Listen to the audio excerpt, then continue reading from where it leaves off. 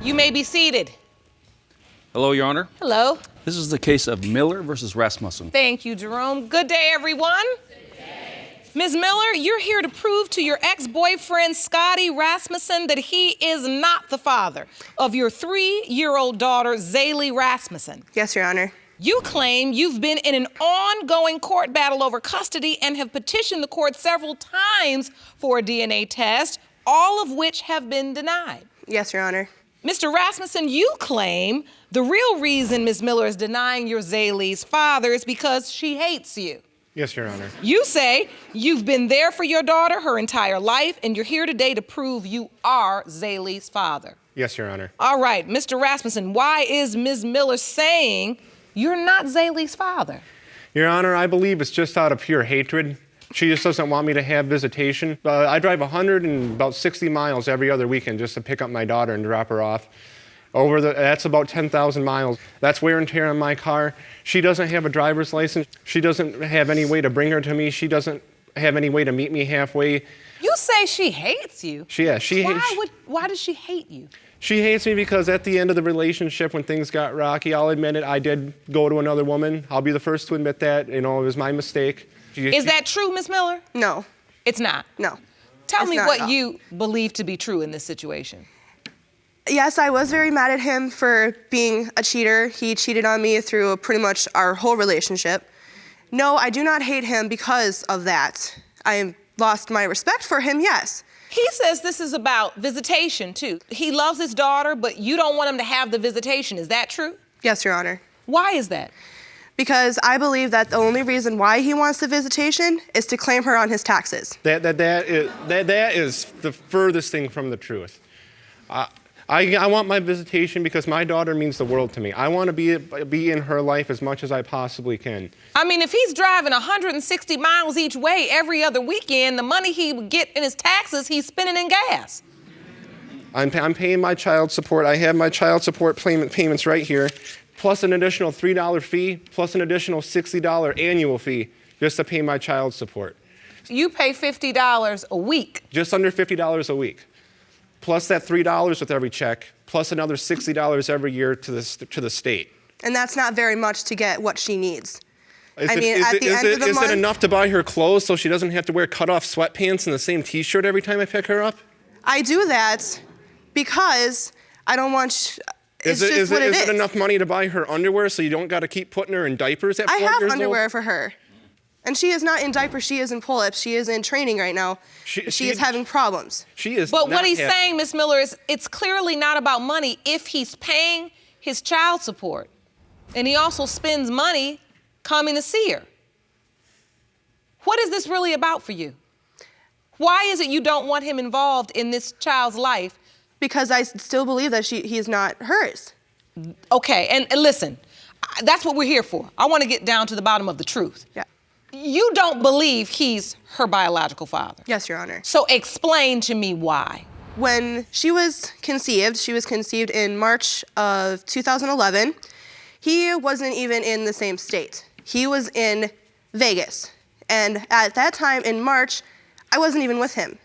I was with somebody else because he broke up with me because he cheated on me. I'll be the first to admit it was a mistake. Okay, we've gotten the fact that you two have an on and off relationship that has infidelity woven through. I understand that. Ms. Miller, you were stating to the court that you were intimate with someone else and you believe that you were intimate with that other person during the time Zaylee was conceived and Mr. Rasmussen was all the way in Las Vegas. Yes, Your Honor.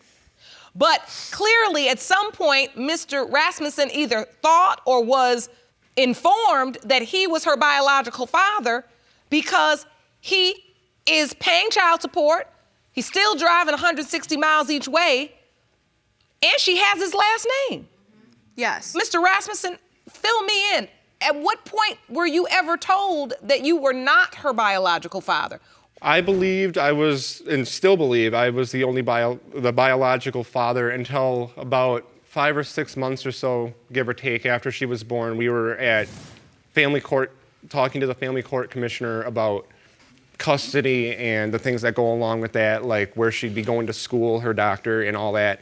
And Miss Miller brings it up that I could possibly not be the father because of another man that was involved, and she gave some date. I can't remember the specifics. One of the people we were talking to with the family court commissioner did the math, and it turns out that would be a 10-month pregnancy, and that don't make sense to me. Because it was so long ago, I was confused about the dates, but now that I went through both of our Facebooks, I went through all of my notes, all of anything that I wrote down, and I figured out that she was conceived in March, and it was a 9-month pregnancy. So, Mr. Rasmussen, up until Zaylee was 5 or 6 months old, you believed you were the only possible biological father. That is correct. We never broke up. There was never any, that I can recall, there was never any split there. The relationship was on and off in a sense, but we never. But by that time she was born, so she already had your name. She already had my name. Did you sign the birth certificate? That is correct. Your name's on the birth certificate. I have Jerome, that right. will you hand me that, please? I have that right here. My name is on that birth certificate. If you want more episodes of Paternity Court, make sure to subscribe and click on the notification bell. So you're on the birth certificate. Yep, I was at. You're at the birth? I was at the birth. I was at every single doctor's appointment. When Zaylee was born, you were at a doctor's appointment. I was at home because I had to work that day. I was at my job as a cashier. I got a phone call and I answered it. They said she was going into labor. I said okay. I hung up the phone. I quickly finished up as fast as I could with that particular customer. I turned off my checkout light. Told the next customer in line that something came up. I either have to go to another line. I went up to my manager, my immediate supervisor, said, hey, I gotta go, my girlfriend's in labor. I went home, quickly changed my clothes, and I drove about 45 miles through a winded, wooded road in Wisconsin in December, mind you, so it was about a foot of snow on the ground. I made it to that hospital in less than 35 minutes. I beat her to the hospital, and I was there from the moment she got there to the moment she was discharged. I called my boss at work and said, hey, I gotta take some days off. I don't care if you fire me or whatever, but I gotta stay here. My daughter's being born. That's a lie. After she was born. That was an amazing story. You say that was a lie? Yes, it is. How do you remember it? After she was born, he was gone. He ran out of the room. I didn't see him for 20 minutes after that. While I was in labor, he was sitting on one of those hospital cot beds on his computer in the corner, not paying attention to me, in his own little bubble. I admit I was on my computer, but that was far from it. I had to find a way to calm myself because I was so excited. I was so excited to be a father. How often does a man beat the woman to the hospital? Do you dispute, Ms. Miller, that he was excited about this beautiful little girl being born? I really didn't see much excitement. You didn't? No. Did he beat you to the hospital? Yes, because I had to wait for my aunt to come get me. What was the problem exactly? You let him sign the birth certificate. I gave my daughter my last name. Because we were engaged. And I thought we were going to get married. I thought we were going to have a happy life and raise our daughter together until about 3 months after she was born. One of his friends told me everything that he was doing throughout our entire relationship, cheating on me, going to multiple places to meet multiple girls. And after that, I was just done. Where's this other possible father?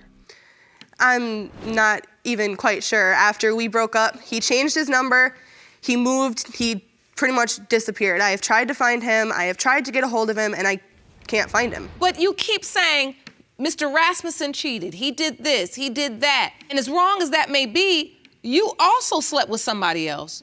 We weren't even dating then.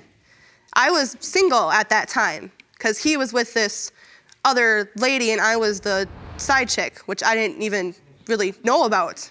All of this is happening and this man is continuing to step up to the plate like he has a daughter on the way, like he has a newborn baby girl. Even through the breakup, you all are making custody and visitation arrangements, but you know deep down there's another possible father. Yes, Your Honor. Why wait so long to tell him? I told him the first time that we had a court date, but the courts threw it out. Even DNA before test. you tell anybody in court. What about just telling him? I want to understand that. Why was it that you were keeping this information so close to your hip until 5-6 months after Zaylee was born? The more she grew up, the more I started noticing more of her features, the more she started looking like the other guy. She looks exactly like I did when I was 3 years old. I have a picture of me when I was 3 and a picture of her from just the other day. Let me see that. Will you hand that to me, Jerome? Believe it or not, when I was 3 years old, I had blonde hair. And so this is a picture of Zaylee on the left and you, as a child, Mr. Rasmussen, on the right. That is correct, Your Honor. And you say you see a distinct similarity. Yes, I do. Do you see it, Ms. Miller? Mm-mm. You don't? I don't. You feel like Zaylee looks like the other gentleman you were Yes. intimate with. Look, we even have the same chin. I'm just noticing that now. Our chin looks exactly the same. We have the same dimples. You are insisting that Mr. Rasmussen is not the child's father, and yet you're receiving child support from Mr. Rasmussen. Have you petitioned the court to have Mr. Rasmussen taken off of child support? I have told him a couple times that if he would just sign her over to me, that he wouldn't have to pay child support anymore. I'm not going to do that. I'm not going to give up that easy. I'm fighting for what I know is mine. I know she's mine. So, Mr. Rasmussen, what type of visitation do you have right now? Right now, it's every other weekend, but I've had to jump through so many hoops to get to this point. At first, it was that fly-by-night, just make a date whenever you want to and, you know, go from there. But obviously, that didn't work. And then sometime after that, we started out where I had to sit with Miss Miller and my daughter at a park for 4 hours once a week for 4 weeks. And then after that, I got her for 4 hours once a week for 4 weeks by myself without her involvement. And then after that, I got her for one overnight a week for 4 weeks. And then after those 4 weeks, then I got what I have now. How is your relationship with Zaylee? Oh, it's phenomenal. Every time I get her, I try to make the best I can out of it. Even if I don't have any money from, you know, having to put gas in the car and pay the child support and everything, I try to do as much as I can with her, whether it be something as little as, you know, going to the park or going fishing or going to, you know, an amusement attraction. You know, every little memory at that age, you know, means more than anybody can possibly fathom. And I just try to make the absolute best out of what I can with what I have. So, Mr. Rasmussen, let me ask you, are you prepared? Have you prepared yourself either way? If this child is my biological child or if she isn't, have you thought about both alternatives? In a sense, yes. If it goes the way I'm hoping and I know in my heart that it will, that she is mine, I'm just going to be overjoyed that all the drama and the fighting and all that kind of stuff is behind me. If it goes the other way, I don't think if I had all the time in the world, I could, you know, prepare myself for such a bombshell. I don't think I'd be able to prepare myself for just how devastating that would be to not only me, but my entire family. Jerome, I think it's time for the results. Okay.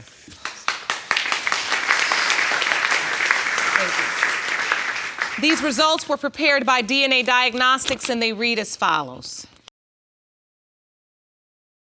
Do you want to watch Paternity Court on TV? Go to paternitycourt.tv to find your local listings.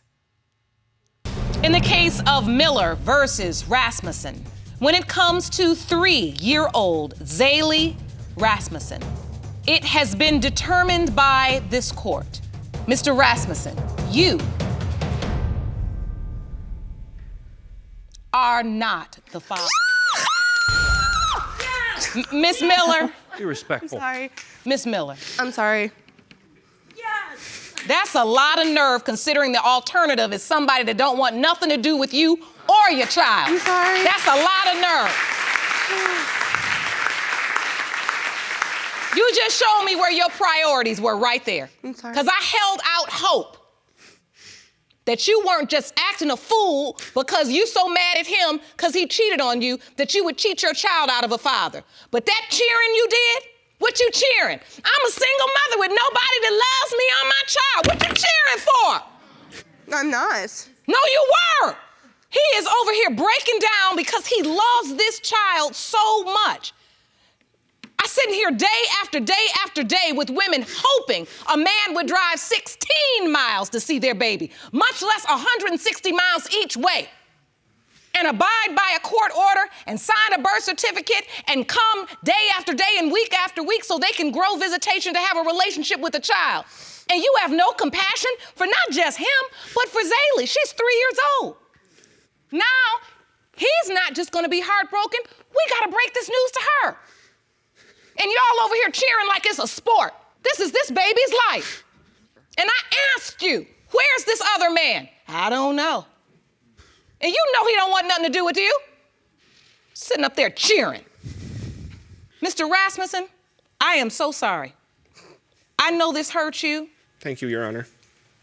I don't know what I'm going to do. She's my whole world. Everything I do is for her. She was the reason I went to work every day. I know you have a bond with her. I feel like my whole world is in ruins now. Oh. Miss Miller, I'm gonna say this to you before I adjourn court. Your child deserves to know who her father is. Whether or not that man wants to be in her life, physically present and participate. He does have a legal obligation to help support her financially. It's important that you make this right. She'll one day ask, where's my father? Every action you take from this point will write the story that you will later have to tell her. I wish you the best of luck. We have counseling for you. Court is adjourned.